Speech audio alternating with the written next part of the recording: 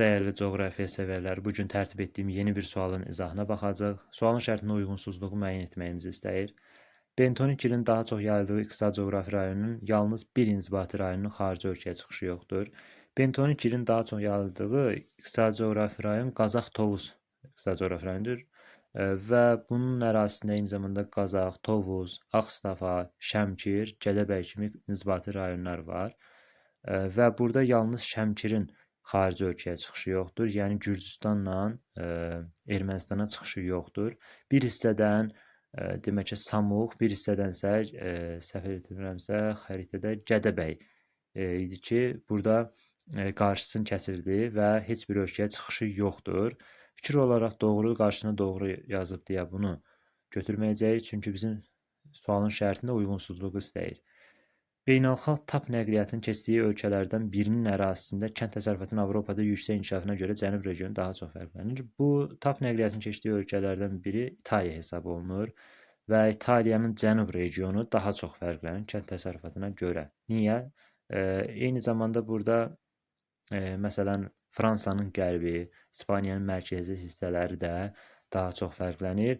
Amma burada bizə TAP nəqliyyatının keçdiyi deyir. Yəni 3 ölkədən yalnız burada İtaliyanın ərazisindən keçir və fikir olaraq doğrudur, qarşısına yanlış yazıb deyə bunu götürə biləcəyik.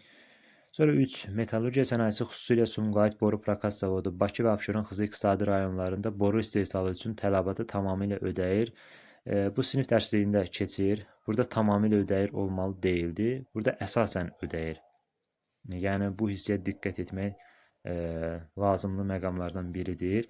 Fikir olaraq yanlış, qarşısına yanlış yazdığı üçün bunu götürməyəcəyik. 4. Mərkəzi Aranquba, Xaçmaz, Lənkəran, Astara iqtisadi coğrafi rayonlar üçün oxşar cəhət yay aylarında suvarmanın tətbiq olunmasıdır.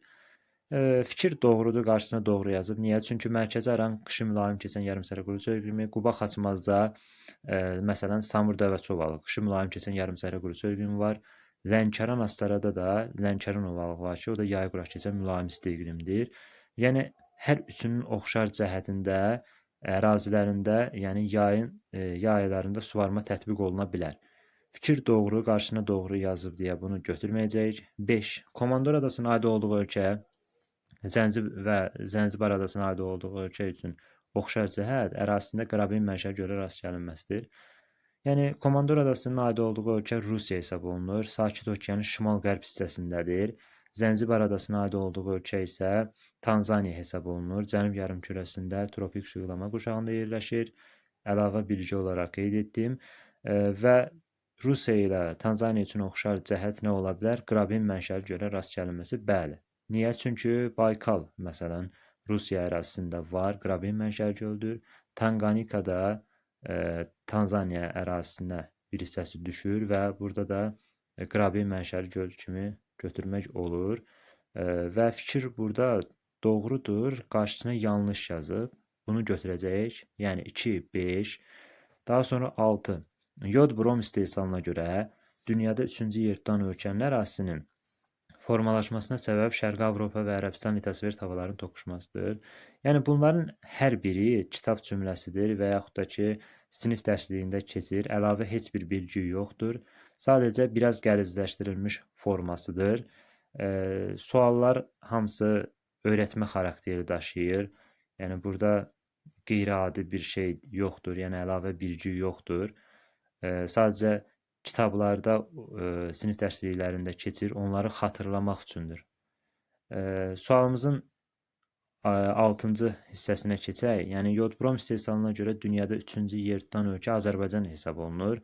Neftçala yod-brom zavoduna görə əlavə bilgi olaraq da qeyd edək ki, ən çox satdığı ölkələrdən biri elə Çin hesab olunur.